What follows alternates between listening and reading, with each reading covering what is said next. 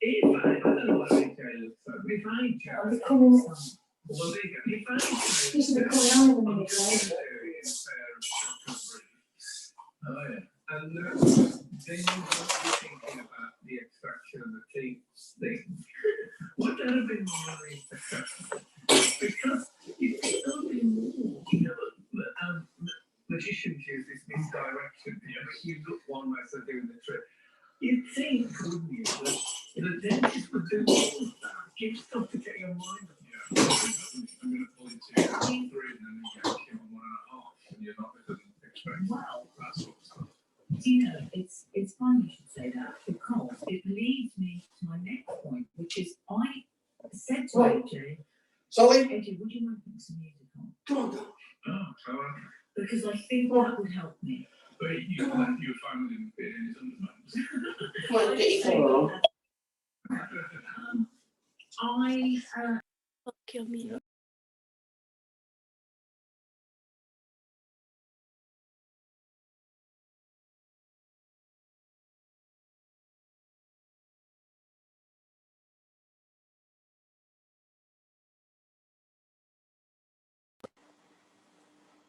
Hello?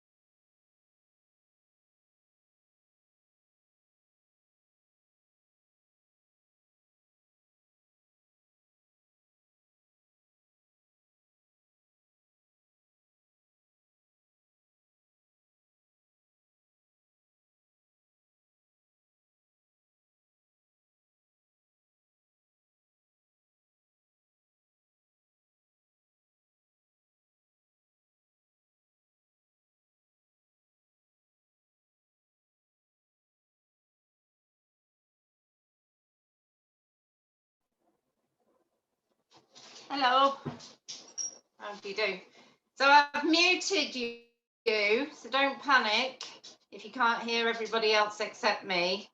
The way that Zoom works is it will focus on the most noisy person. And that can mean then that while I'm trying to speak to you all, that the camera keeps focusing on other people, and that can make the sound quality quite bad. Now, it does mean, though, that if you need to ask me a question, you're kind of stuck a little bit. So we have a standard way of getting my attention, and the standard way where I'm likely to see you on my big screen, and the reason I keep looking over there is there's a big screen over there. You're actually on my mobile phone with the video over here. So I'm liable to see you if you want my attention, if you can do this. All right, fantastic. All right, the other thing is that with Zoom, I don't get the one-to-one interaction that I do when I'm in class, and that can leave me wondering whether or not I'm doing a good job. So I do need a bit of reinforcement from you lot. And the way you do that for me is some of these. Okay, so if I ask, are you understanding, or have you got any questions, that's your opportunity to either say, you're doing fine. You can use it, and I'm not quite sure. Or you can go, I really hate what you just said. I really don't get it. And then you can give me a wiggle. So we try and make it as interactive as possible so you feel as if you're involved. Now, we are still 2 minutes to go, and I haven't got everybody that I'm expecting. So I'm going to carry on playing with Dodo. Dodo's going to be my demo dog for today. My little ginger whinger, aren't you? Yeah. So I'm going to carry on playing with him for a bit, and then I'll join you in a couple of minutes' time. So I'm going to shut myself up for now because his claws on this floor are extremely noisy. Okay? Is that all right with everybody? Feedback time? Yeah.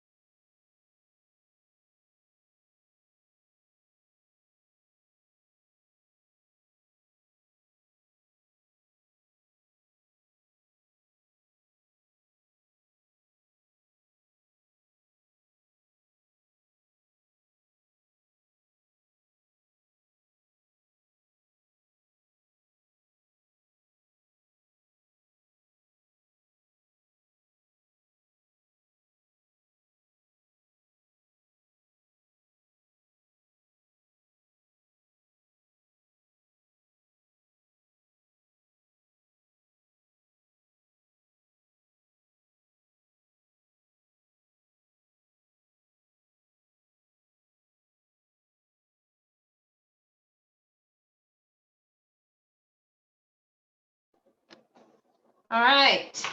So just get my stool. Oh, quickie chair. How do you do? Get off, monkey. There are in fact treats on the desk. So this is my naughty teenager. This is Dodo, and I'm Julie. Some of you have already met me. Just give us a wave if you've already been in Zoom class with me.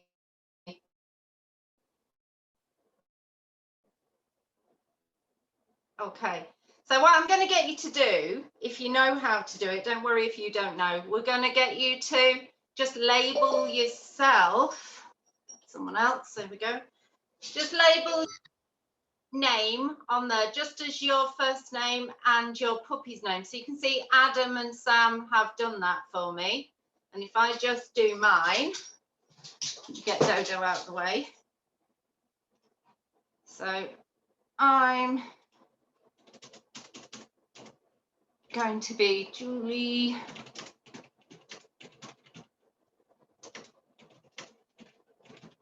So that's mine. So let's see if you can all figure out how to do that. If you can't figure out how to do it, give me a wave and we'll sort it out for you. Okay, let's have a look at Graham. So you should have a little request asking you to unmute. You press the button. Hello. So now I should be able to hear you. Hi. Hello. Hello. So what would you prefer to be named? Well, Graham Sorry. and Sally.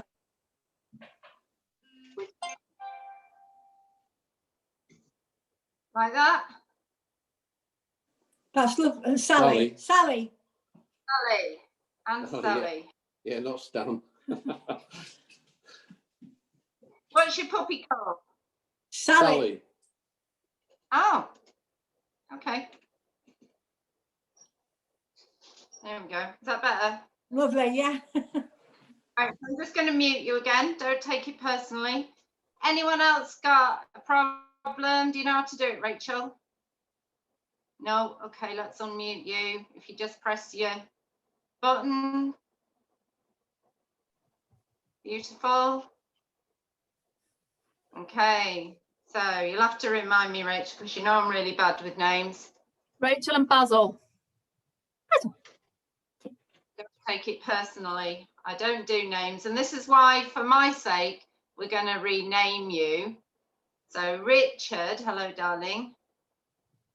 Let's just ask you to unmute. Let's sort you out. Hello. Hi. So who have you got there?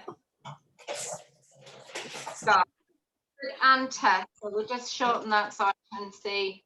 Fantastic. How's that? That's fine. Yeah. Good, good. All right.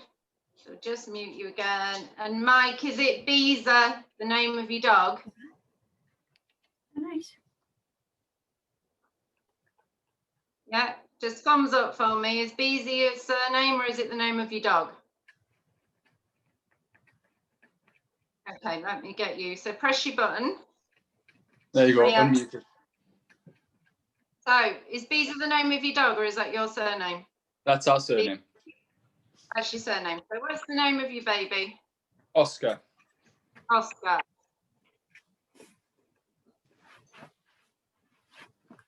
There you go. Right then. So the next thing is, it would be best for me if we can see all of the dogs. So what you've seen me do while we've been setting up is I've just been making sure that my camera has a view of me so that I can speak to you, but also of the floor. And I will eventually, I put an order in for an additional camera just when lockdown started, and it still hasn't arrived. So I've just ordered another one, which, you know, fingers crossed will arrive on Monday. And then I can leave one in position. And you can do the same if you want to log in for any of the course with 2 cameras, so you're not having to shovel them about all the time. But you can see that Wilma's owners have got on the floor, so they've got a really good view of her, and Rachel's got a really nice view, and it looks like James with Bruno, you're going to have a nice view. So if you can, now I know it's not easy in all different situations, but if you can get, so we can see your training and I can hopefully make sure that you're doing okay. All right. So we'll get a little bit sorted. Look at Bruno, that's so cute. Yeah, personalities. Okay, and don't worry if you can't, or if you're planning on watching without a puppy, that's fine as well. You don't have to stress yourselves out. This is all meant to be fun. This is meant to be a nice experience for you and for them. So there's no pressure. You don't have to do anything that I say.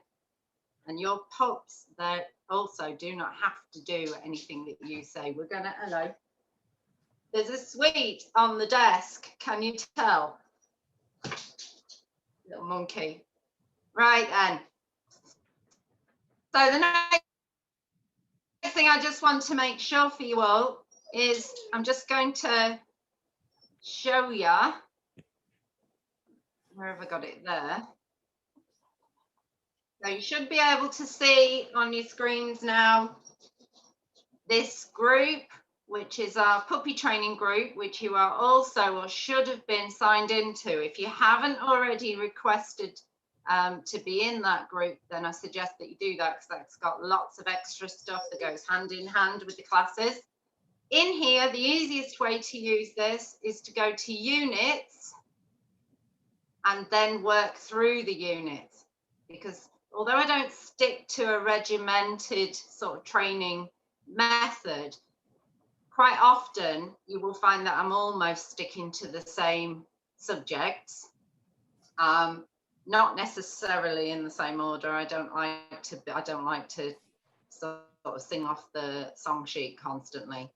So if you work through the units, make sure you've read each one, and you can sign them off if you like when you've done them.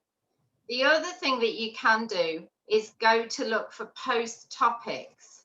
So down here, if you go to home first, on the right hand side here, you'll see there are topics which link to each of those bits of information.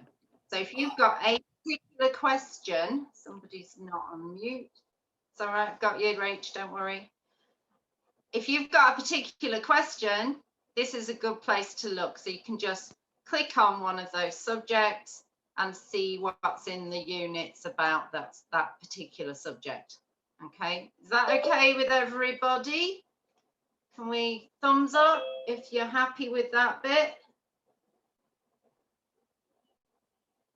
You have to keep telling me thumbs up anyway, because otherwise I start to think that perhaps my phone's died. And if my phone, and it has happened, the internet will play up, you know, so you have to keep reassuring me that you can still see me and you can still hear me. Right then, on your Zoom, you've got two options you can select for yourself. You can either have your view, your personal view, in gallery view or speaker view. Okay, so gallery view would let you see what everybody else's puppy's doing, but that's a bit difficult if you're on a small screen like a phone. So what you do with that is click on your own picture, and at the top right you should be able to see a little view icon that gives you the option of either going to speaker view like I've just done, so you can only see, should only be able to see me at the moment, and it should give you the option of going to gallery view. So you can choose if you're on a big screen. Gallery view is quite nice because you can watch everybody else and you can see what their puppies are doing, and I keep you on gallery view as well unless I'm doing a demo. You'll get video, a link to a YouTube video of this at the end, so don't worry if you're not keeping track, or if you lose connection for whatever reason, you will have a copy of all of that, and links to other things as well. All right, so if everybody's ready, thumbs up for me if you're feeling relaxed and happy and fairly confident that you understand your phone and how to do it all. Fantastic, fabitati-tada, fandabby-dozy is an old saying, isn't it? Who was that? Ken Dodd. Is it Ken Dodd? You won't know, you're all too young. I'm getting old now. All right, so first thing we're going to talk about is rewards and what is actually a reward. Okay, what is actually a reward? So for some dogs, food is a good reward. You know, right, let's say 90% of dogs, food is a good reward. But even then, food isn't always the same, is it? Food can come in lots of different shapes and sizes and flavors and textures. And what we want to think about when we're using food as a reward is, does the dog really like it? Do we need to have some perfect 10 scale rewards for harder behaviors and kind of ordinary normal dog food for the easier behaviors? Because if we're always giving away the best stuff, how does the dog, what motivates them to want to try harder to get the better stuff? So what we're going to do is we're going to get you to do a preference test. Okay, so I'm going to go to share screen again, and we're going to show you an idea of how to do that. All right. So the aim is that we will have a food reward continuum. That's somebody's very posh way of saying sort of a score sheet for food. And if you have a look here, every dog's going to be different. Dodo is working for his dry dog food. He loves his dry dog food. So for him, kibble would be more towards the higher scale. But what you need to know is your own dog's preference. How would they score it? And there's some really cute videos on the internet of owners doing taste tests where they will get a selection of different foods and they will offer the dog 2 in opposition of each other and see which one's selected first. And then you can start to build a scale of what your dog's preference is. Remembering that even some of those foods that you might not have considered as being a good reward for a dog, they might actually be your dog's preferred reward. So I've had dogs in class using bits of cucumber or bits of carrot or bits of apple. So don't, because in your mind you think dogs equals meat, don't sign those off before you've tested them. There are really good websites on the internet telling you which foods not to feed dogs. So I do want you to double check before you start preference testing. I do want you to double check that they're not on the dangerous foods list for dogs. So check the internet. There are some really good ones out there. Okay. So for training, I'm looking for a food type that is easy to handle. So it's not going to make me get all yicky about handling it. That is easy to deliver.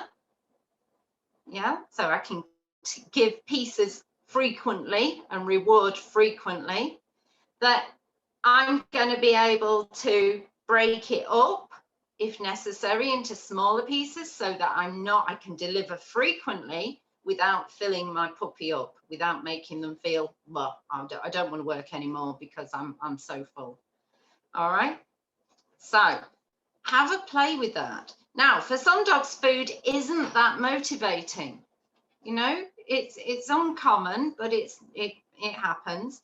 So for those dogs, we need to do a toy hierarchy. We need to do toy tests. And what you can do, Pets at Home will still allow you in, and you can select a pile of different toys and put them on the floor and see which ones your puppy likes, see which ones they want to interact with. And they then become your toy reward. So later on in the course, we'll start talking about how to use toys and play with you as a reinforcer for behaviors that you like. Okay, so don't worry too much about it today. Today we're going to stick with food. And what I'm going to do now is I hand it over to you. Anybody got any questions, queries, problems, issues at this stage? Anyone want to give me a wiggle? Are we all good? Sound quality all right? And you're getting a view okay. All right. So next thing then, living with a puppy. It is so hard. Who expected it to just be the nicest experience they've ever had, and it's turned into a complete nightmare? Anyone want to admit that living with a puppy is an awful lot harder than you thought it was going to be? Yeah, and they are cute, there's no question, but every single time I get a puppy, by about 3 weeks in, I'm pulling my hair out and I'm in tears. And you think it's never going to end. It is really hard. So we're going to talk about some of the things you can do to make living with a puppy slightly less stressful. I can't make it all go away, I'm afraid. A lot of this comes hand in hand with living with a puppy, but we can make your life a little bit easier. So the first thing we're going to talk about is why it's important to restrict your puppy's access to your home. Now, I know that sounds a bit cruel. We are going to eventually have them involved in all of our lives with open access to the whole of the house. But for now, while they're still investigating and learning where to go to the toilet and learning what's a safe chew toy, we need to restrict their access. And we do that using pens or crates, large crates, or stair gates, and keeping them in one space. And that means that then you are not giving them the opportunity to practice those behaviors that you really don't want them to do. So I get a lot of queries about how do I stop, in inverted commas, my dog from chewing the sofa, or how do I stop them from pulling the carpet up? And the thing is that if you're leaving a puppy who doesn't know what is a chew toy and what isn't a chew toy, if you're leaving them in a space with your stuff, they are going to investigate it. And puppies don't have hands. They have to put everything in their mouth to know what it looks like, to know what it feels like. And they're going to do that with every object in your house if it's accessible. So you can run around like crazy saying, no, no, no, no, no, no, no.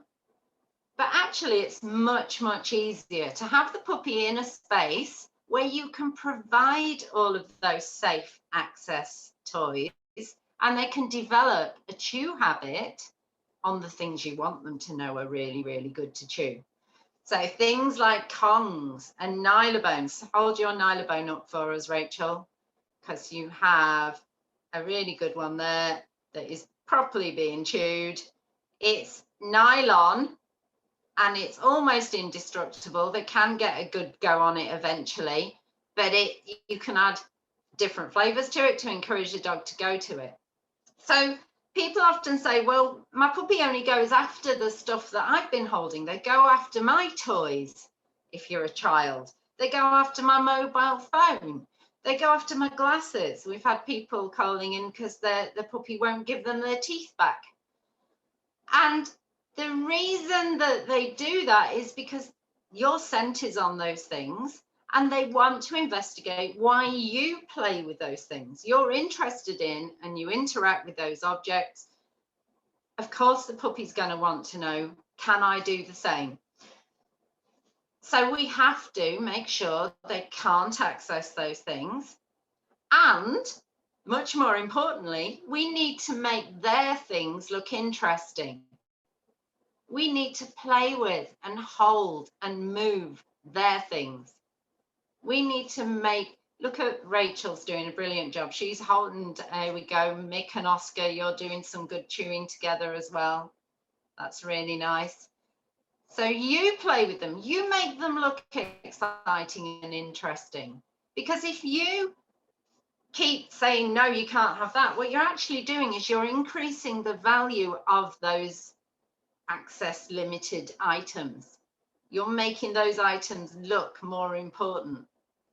So rather prevent them from seeing them in the first place, or show them how much more interesting their own things are. Is everybody okay with that bit? Does anybody feel like that's impossible? In their house, in their layout, the way that you live, is it impossible to prevent your dog from accessing stuff that you don't want them to have? So in my defense, and to make you feel a bit better, when I first got Tyke, who gave his name to the business, he took off the lower 2/3 of the wallpaper in the hall, stairs and landing. Okay, he took it off. Everything he could reach, as far as he could reach, all came down.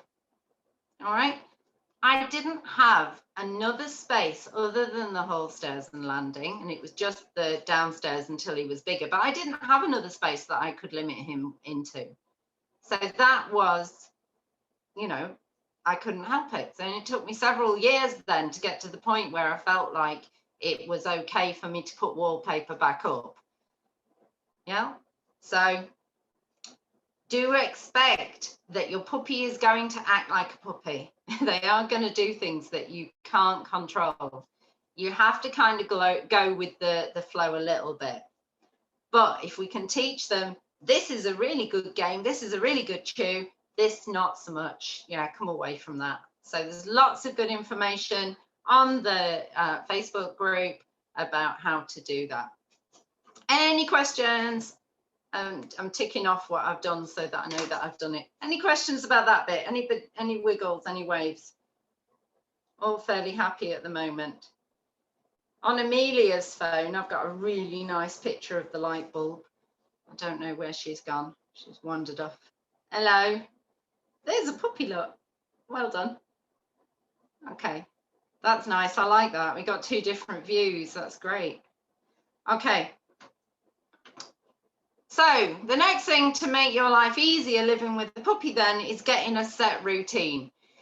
Just like babies, puppies are going to be much more relaxed, much more settled and easier to live with if you have a set routine. And one of the things I really want you to consider when you're setting that routine is just how important sleep is for puppies. Sleep is when your brain lays down permanent memories. And no matter how much training you do and no matter how much you show them the world, your puppy's not going to remember that or learn from those experiences unless they get enough sleep to process those experiences. So you need to be making sure, hello, nice, there's Tess sleeping, that's beautiful. So you need to be making sure they're getting around about 18 hours of sleep a day. Now that is one of the things that's become really difficult with us being in isolation. If you're homeschooling, your kids are there all of the time. It's a busy household for a lot of these puppies. And puppies, just like kids, if there's something going on, they're going to want to keep going and keep going. So you remember living with your children when they were toddlers, they wouldn't go to sleep if the house was busy or frantic because they weren't tired. You know, they'd stand there and not tired. Yeah, and they'd get really grumpy and stroppy. And puppies get the same, you know, if they're not getting enough sleep, they get more bitey, they get more whiny, they get upset. So we need to have a place where they can go, where everybody knows it's rest time, and a routine when we're going to have rest time that's about the same time every day. We need to think about the fact that dogs tend to go in these 20-minute cycles. They tend to have 20 minutes of slow investigation of things, new experience things, 20 minutes of kind of franticness, kind of playing and bobbling about, and then 20 minutes when they should be resting and sleeping. Okay, and that goes through the whole course of the day. And what you need to consider here is that they're also going to need to go to the toilet every time they've just woken up and every time they've had a play. So you need to have a think about what your normal puppy rhythm is, because everybody's going to be slightly different, and you need to fit in toilet experiences, going out and rewarding them for going to the toilet, and play experiences within your routine. We cannot expect these tiny babies to fit into our routine yet. We need to fit to their routine, and then we can slowly, over the course of time, we can start to adapt it. All right, is that okay with everybody? Does anybody really hate that? Got any thumbs down? No? Right-o. So we talk about a confinement area then, but what should we be putting in that area to help the puppy to feel more relaxed? Well, I think that is where the most comfortable bed needs to be. Yeah, that's where we want the puppy to kind of look at that situation and go, I need to sleep. That's where I want to go to do it. Now, remember that not all puppies want to lay on a soft surface. Some puppies, just like adult dogs, want to lay on a harder surface or a cooler surface. Hello, you, Wilma. Hi, darling. So you can't force them, and don't worry about it. So I like my confinement area. So when Dodo was tiny and I was studying for my master's, so I would be sat at the desk just as you are, his confinement area took half of this room. So it was a big crate. It was a big crated area, and in this corner where this bed is, there was a closed crate. So I was looking for the photo, I've got a photo somewhere. So he had a big pen area that went all the way around there, and then a tiny, you know, sort of crate space with his bed in that made it difficult for him to drag his bed out of it because it only just fitted. As far away as possible from his bed, there was an emergency toilet space. Now that was if I missed him. Remember, I'm sat here, I'm working at the desk, studying my masters. So he's with me, he's behind me, but ignoring him. I'm not giving him attention until it's my routine time to give him attention. I'm not letting him get distressed, but if he is whining or trying to get my attention, as long as I can hear that it's not distress, it's just that he's trying to get my attention, I'm going to carry on looking at the screen. Now, one of the things I did find really, really useful with that is to use your mobile phones. So you can see from here where my phone is, if I were to lean over slightly, I could see what he was doing without actually turning around and looking at him. And then I would make a point of every time he was settled and relaxed, I would give him a tiny bit of attention. So I would turn around and say, oh, you're having a nap? Really calm. Not exciting, not going over and touching him, not inviting him to get up, but just a little smile, a little nod, a little bit of well done, puppy. All right. So whose puppy is biting? Anybody? Yeah. All right. Were you expecting them to be lovely little fluffy mums, you know, these cute little things? And they turned up with needle teeth, didn't they? That really, really hurt. And when they lose their temper, which they do, like any young animal does, any young, if you've got kids, some of you in there, I can see them. They're horrible, aren't they? When they're tiny and they lose their temper, they're horrible.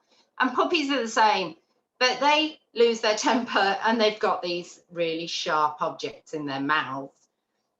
So what we don't do and what we mustn't do is get angry with them. They're losing it already.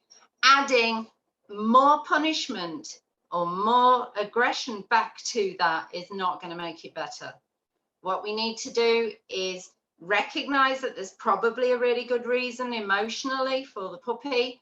It might be a physical need, so they might need the toilet. They might be overtired. It might be time for them to be having a chew and going and relaxing and settling down instead of being in the middle of all of the interactions. It might be that they've got overexcited. If you've just been playing with them, puppies don't have good emotional control, so they might have just gone tipped over into completely lost it. So what we do is we take away our attention when they're getting silly, when they're getting bitey. We remove hands. We take ourselves away. So I used to go into Dodo's little play zone, little personal space, and I'd play with him, and if he got stroppy, I'd remove me.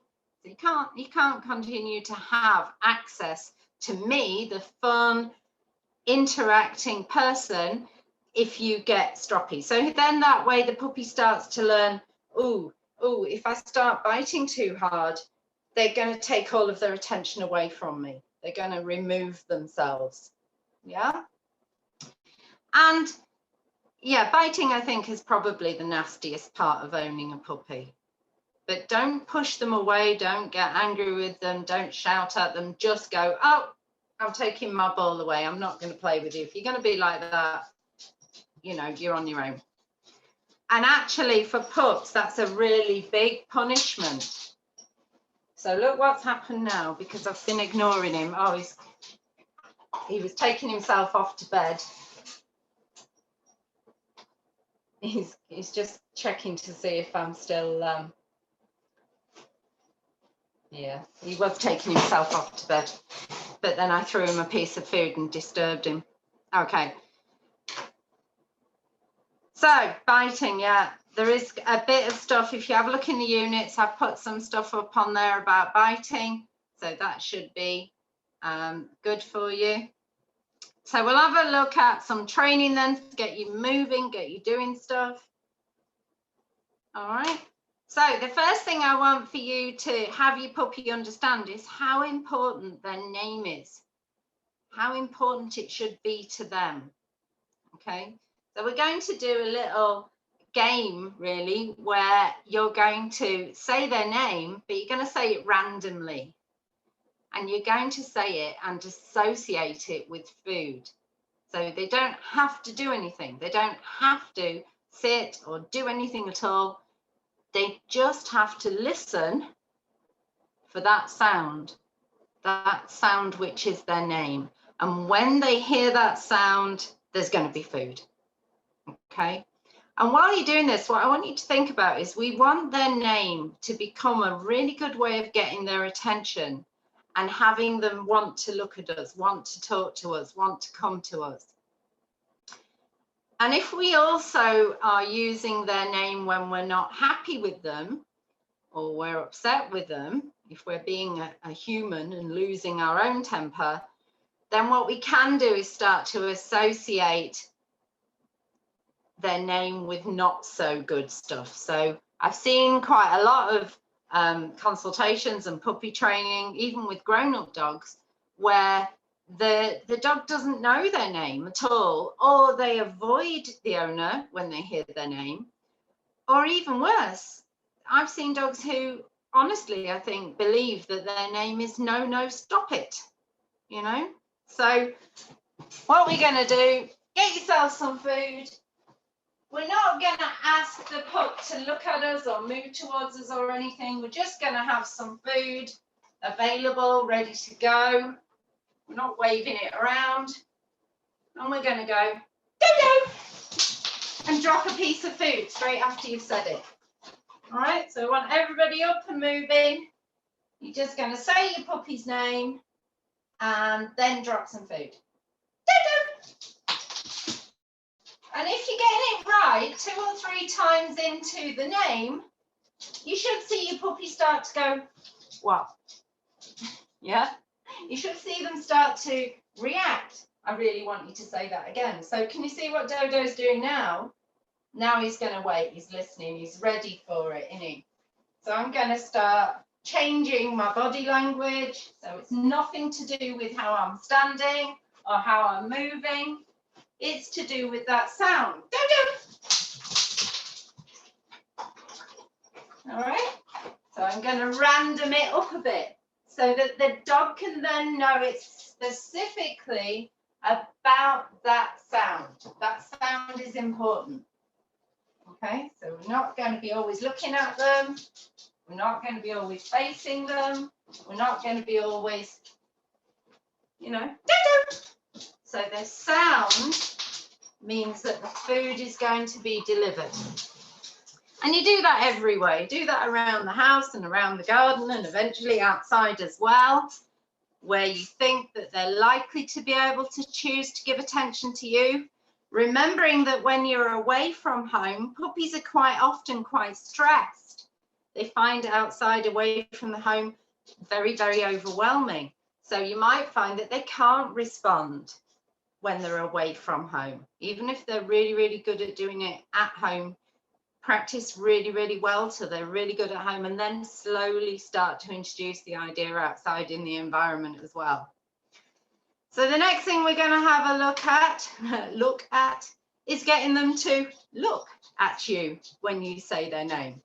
So once you've done just name equals food for a bit, hello, then we're going to do name means look at me. I don't want kisses. Name equals look at me, and then there will be food. Okay. We're going to introduce a thing called a marker word. Or if you like, you can use a clicker. It's just a sound to say, that's the right choice. Looking at me is the right choice. So see if Dodo will show us. So all we're going to do, got me food ready, stick it out of the way so that he's not trying to get at it. And I'm going to say, Dodo. Yes. And I'm waiting because he's busy looking at my hands, because that's where he thinks the food's going to be. Dodo. Yes. and my marker word happens before I reach for the food. So I'm keeping my hands pinned out of the way so that I'm not tempted to try and rush to that food before I've given my marker word. So I'm going to say, yes. Now I know the timing on Zoom's a little bit delayed and that can be a little bit irritating, but it's slightly better when you watch it back on the video afterwards. Okay, so no food in the hands. What we're going to do then, you can put your hands in different positions, different shapes, and say their name, yes, and see if they can look at your eyes instead of looking at the other movements. The other thing you could do is have food in your hand, but leave it over there.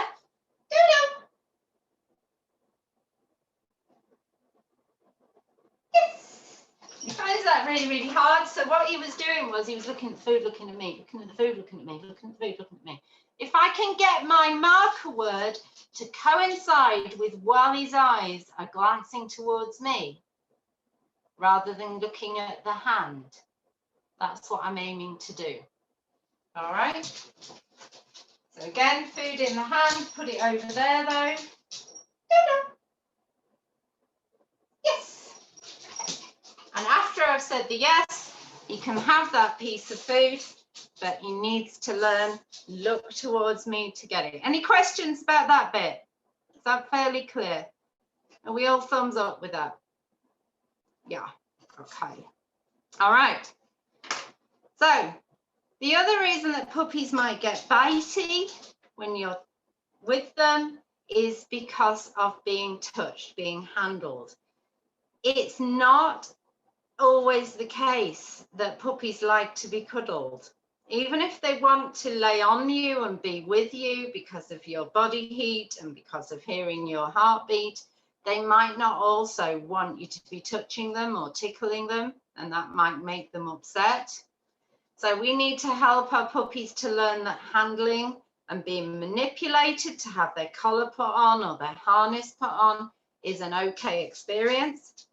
And it's really important that you do a little bit of this every single day, because there are going to be situations in the future where the puppy doesn't have any choice about being handled. So as a veterinary nurse, obviously it's really important to me that puppies have a nice experience when they come into the vets. But if they're not used to being physically restrained or handled or picked up onto a table, then all of those experiences are a little bit uncomfortable, might not even be very scary, but they're uncomfortable. And uncomfortable experiences that happen either in a big bunch or over and over, they can then lead to future problems where the puppy's expecting something that they dislike. So they don't want to be in that situation. So we need to associate those experiences with good stuff happening. All right. So start with something really simple. You know, come here, mate. Start with something like, I touch your collar, I feed you a treat. I touch your collar, I feed you a treat. Yeah? Or I stroke you, and then I feed you a treat. Or if you're putting the harness on, break it into smaller pieces. So the harness lays just on your head, over your neck, if you've got one that has to go over the top of their head. Or if you've got one that opens on 4 sides, it lays on your back. And then you have a treat. Because eventually we want to get to the stage where our dog is comfortable with us doing all sorts of weird things to them, like looking at their feet and playing with their toenails, or opening their mouths, putting our fingers in their mouths and opening their mouths, or pulling their ears around, or looking inside their ears. Yeah? Tickling their bellies. Because the more normal it is for them to have all of those things done at home with you, the more likely they are to be able to accept those interactions with another human being. So outside of your handling training, though, slightly different, what I want you to think about is asking the puppy, do they want to be touched? Do they want to have that interaction? So if your pup comes over to you and you think they want to be touched and you start touching them and they back away, or they shift their weight slightly away from you, then they may well be saying, please don't, or not that piece of me, or not that kind of touch. So I want you to become very aware and sensitive to that. And if you find pieces of your dog that tend to make them want to move away from you, then I want you to change your behavior and then start training them that those experiences are good experiences, not to worry about them. Don't leave it. You know, there's nothing worse than suddenly finding that you've got an adolescent dog who you can't put the harness on anymore because they've hated it right from the beginning, and you haven't done those tiny little bits of training and handling, getting them used to having their feet handled. You don't want to be going to the vets and the vet having to say to you, well, now we need to sedate your dog to clip their claws. And that sounds a bit extreme, but it happens, you know, that dogs are so upset about having their feet handled that they simply cannot do it safely without giving them sedation. So don't leave it. If you've got dogs with special needs, if you've got dogs, for example, with poodly type fur, then you're going to have to teach them how to have the hair inside their ears removed little bit by little bit. If you've got somebody with skin folds, so Bruno, he's going to have folds below his eyes here that you're going to have to clean regularly, and sometimes they have quite deep folds under their tail and around under their hind legs as well that can get skin infections if they're not kept very clean. So you need to be introducing him to that idea now while he's young enough that it's going to be a good experience between you, so that when he's older, if he starts to develop problems, likewise with the ears, with poodles, that it's not going to be that big of a jump for them to be able to allow it to happen. Okay, so consent testing. If your puppy has said no, I'm not sure, what I want you to do is take your hands away and see what they do. Do they come back in? So I'm going to show you. See, Dodo loves being touched. Oh my heavens, he's like a sponge. But if I show you his little signal that he gives to me to tell me, I want you to continue. I want them to give you a keep going signal. Now, every dog's going to do a different thing. Some dogs are going to pile into you and try and get your hand. They're going to nose your hand up onto them. Some dogs are going to just say, oh, thank heavens for that, and they're going to walk off. And I want you to understand that we have to give them that little bit of control over themselves and their own right to be able to go away from you. So let me see if I can get him where you can see him. Come here, monkey boy. All right, turn that way so we can see your face. So here's Dodo. Loves being touched. I'm going to do about 3 seconds. I'm going to take it away, and he goes, can you see? Bring your hands back. So he's actively put his face into my hands and demanded that I continue. 3 seconds. Now he's not that bothered, so he might be done. I'm not going to touch him until he just looks at me and gives me some indication that he wants to, and that's fine. So he said no on this occasion. I could invite him, so I step back and invite, and he says, oh, okay then. I'm going to stop again, and he says, carry on. And this is his favorite position to be cuddled. Very jumpy up back leggy style doggy. So he likes to be up on his hind legs and being tickled. So I'm going to take it away again. I'm going to see what he does. Invite him in. He says, yes, please. Okay. Take it away again. And he says, please more, because he doesn't want to back away from me. He wants me to carry on. All right. So I want you to get into the habit of asking your dog, do you want to be touched? So there you go with little Sally. Touch is exciting, it's stimulating sometimes for puppies, and it can make them more bitey. So if they start to get overexcited, then we need to take ourselves away, because it will help them to calm down.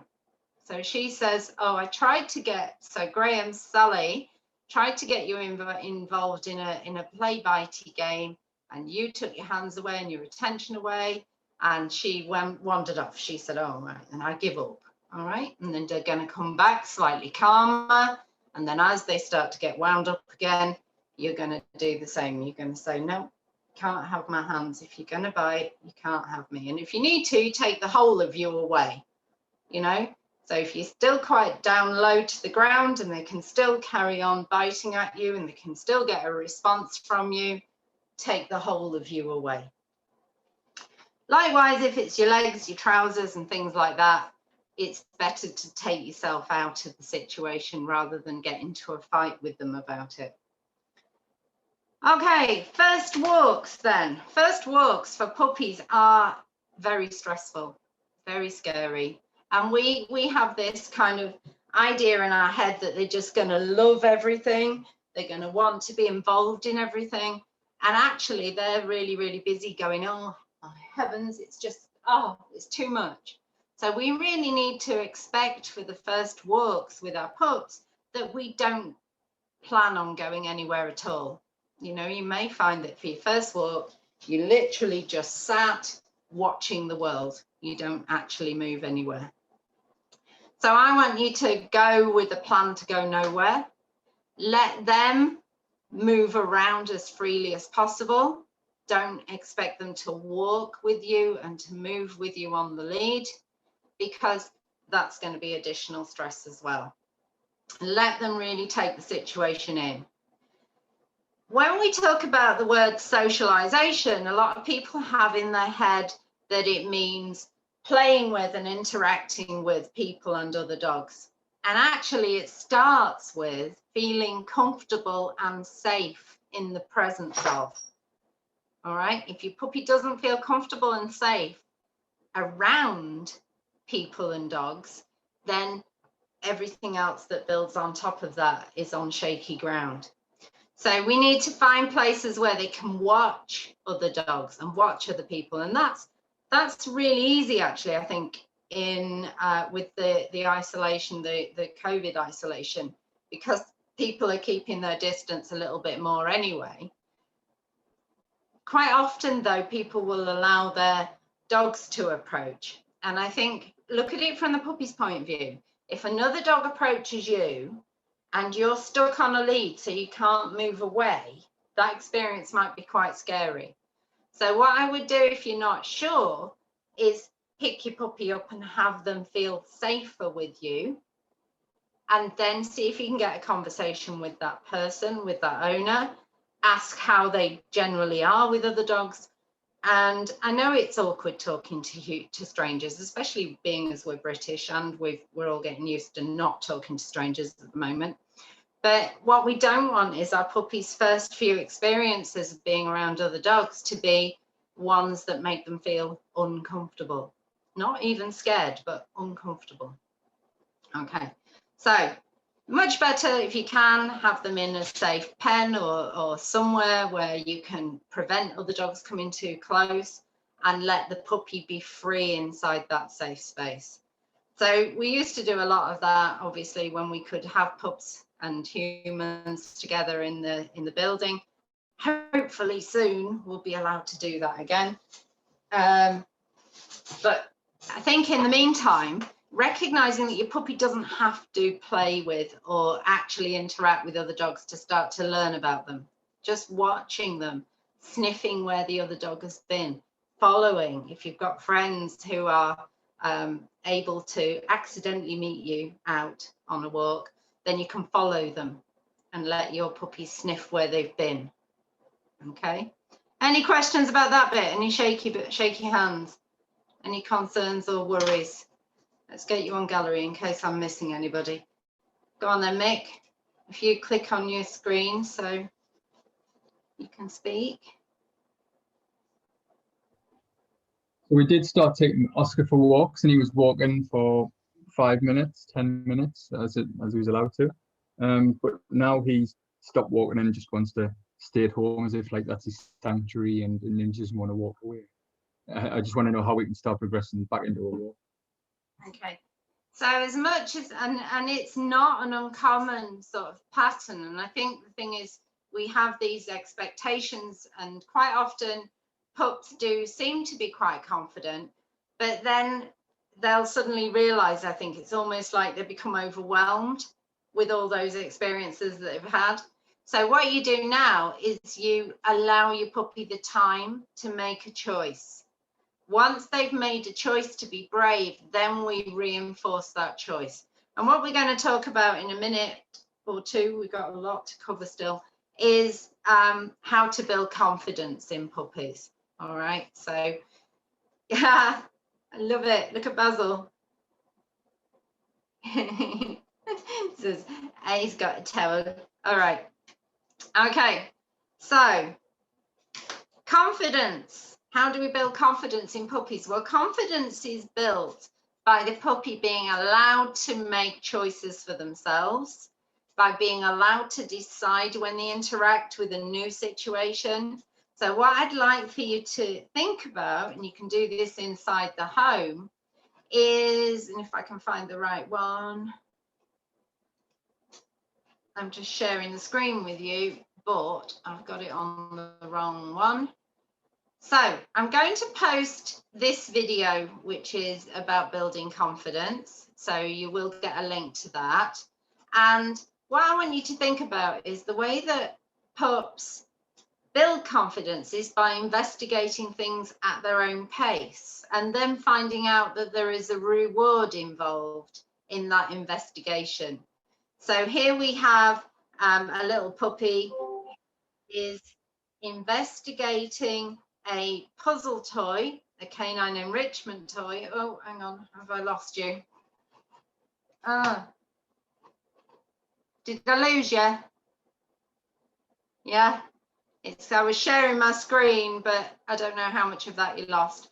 So confidence courses, I will put a link to a video for you and a couple of photos for you onto your, is everybody on the WhatsApp group for this training group? If you're not on the WhatsApp group, that's where I put all the links to the videos and things. So double check that you are. Check with Dawn. Check with Dawn whether or not you're on the group safely. Okay. And on there, I put all your links to videos and extra stuff, and you can ask questions there as well.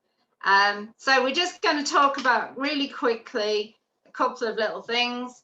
Using food to show your puppy what you want them to know. Yeah, so Dodo's falling asleep under my feet.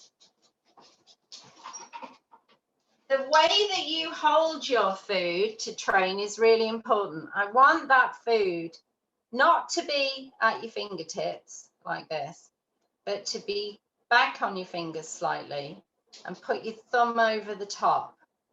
So you can see now where it is. The pup should be able to get their tongue into there. They should be able to taste it.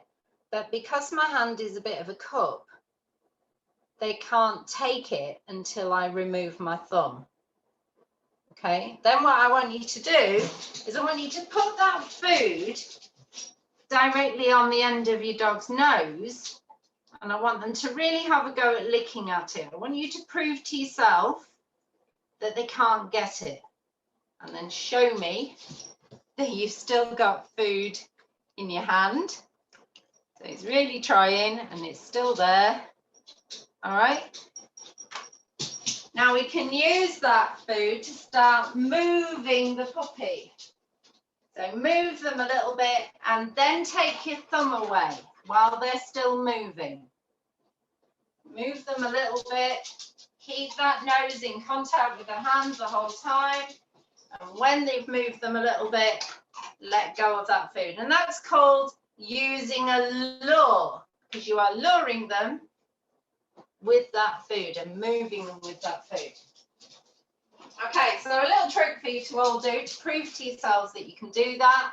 What I want you to do is you're going to lure them in a circle so that they go all the way around.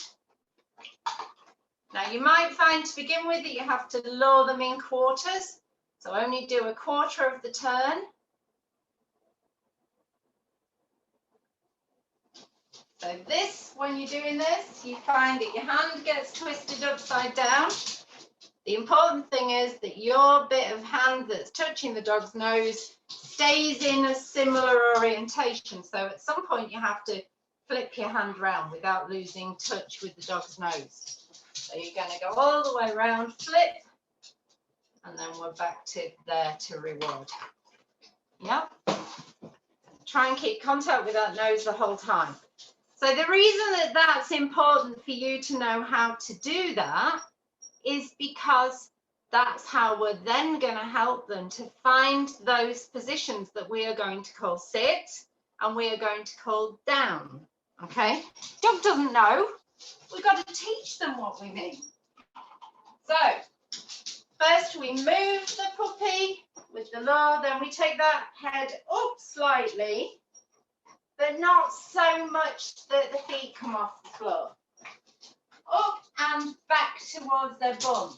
So my hand is literally going from here to here like this. So it's going up ever so slightly and back towards the dog. So if you watch again, we lure to here, we're going up and back. So his head's stretching up. And if you stretch their head up and back towards their bum will drop. That's just the way they're designed. And what I'm going to get you to do is just before the bum lands, I want you to tell them that you call it a sit. So we need to know that the bum's already about to land. Things that you can get wrong with this is if you're putting it too high, then your puppy keeps jumping up. So if I were to lure him this way and lure him like that, I've got a really cute meerkat, but that's not what I want to call a sit, is it? So move them again, sit. And I want you to let go of that thumb when your pup's in the right position. Other things that can go wrong, if you keep moving your hand backwards towards them, they're going to start shuffling backwards and then they might feel like they've got to take their bum off the floor. Yeah. If you're luring them too much forwards, they're going to keep getting up because they want to move towards. So where your hand is and where you're holding that lure is really important. All right. So the next one then. Beautiful. We've got sitting puppies. The next one, we're just going to move you to here so we can see a bit more floor in theory. It's going to be the down. So I've got my lure. I'm going to get the sit first. And then I want to take that licky tongue straight down towards the ground between the dog's feet. And I'm going to release my thumb when the dog's chest is on the floor and their nose is as close to the floor as possible. So really slowly, keep connection with that tongue all the way down. If your bum comes up, it means that you're probably luring them forward. Yeah? So you've got to be very, very careful that when you're luring that nose from the sit, you're taking them straight down between their forelegs, not pulling the nose away. Because if you're pulling the nose away, the bum will tend to come up to follow that hand. Does that make sense? Do you want to show me, everybody, so I can just have a look? If you don't worry if your pup's asleep, we're not gonna poke them and make them join us. You can practice later. Beautiful. So you've got it. Wilma's got it. Basil's on it. Sally's on it. So some breeds and shapes find it harder to get into the down position. Twiggy, my very tall dog, she couldn't go from a sit to a down without first bringing a bum up and then putting a bum down afterwards. And she still does it now. She still does the same style. It was not possible for her. So if your puppy's not getting it straight away, don't panic about it. Doesn't mean to say there's anything wrong. Just means for some puppies, it's harder to get to that position. So don't panic. All right. Any questions about that bit? Does everybody feel like they had a little bit of success? Is it a thumbs up or a thumbs down? Thumbs up. Yeah, good, good. Okay, so one thing I do want you to teach, once you've taught them to go down, I want you to teach them that when you don't need them, when you're not actively interacting with them, they can go and relax. So you can see what's happened as soon as I've switched off to Dodo, he's kind of gone and he's switched off to me, hasn't he? And I want that. I want to be able to carry on and do my own thing without tripping over a puppy all of the time. Yeah. And how do we get that?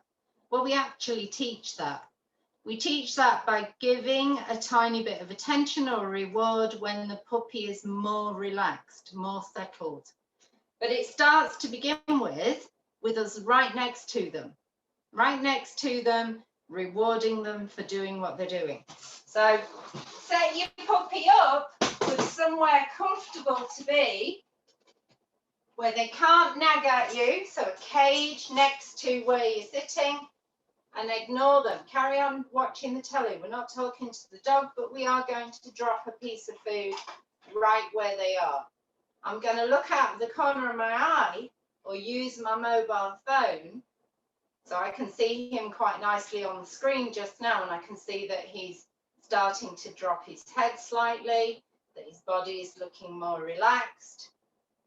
Yeah, I don't need him looking at me or staring at me. This is not him working. This is him learning to relax, learning to settle down, learning that I don't always want his attention. And when I see him looking more relaxed, when his head starts to drop, or when he rolls his shoulders, that's when I'm going to drop a piece of food onto the bed. Now that one bounced off, so that wasn't a very good, we don't want them having to get up. We want the food to be as close to them as possible so they can get to it and eat it without having to get all the way up to go and get it.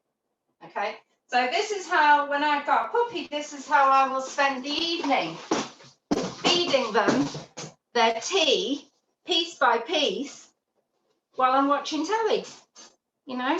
So at some point in the future, I will write a book called The Lazy Dog Owner's Guide to Puppy Ownership. But in the meantime, if you want some really good books, I love Steve Mann's Easy Peasy Puppy Squeezy. It's really nice.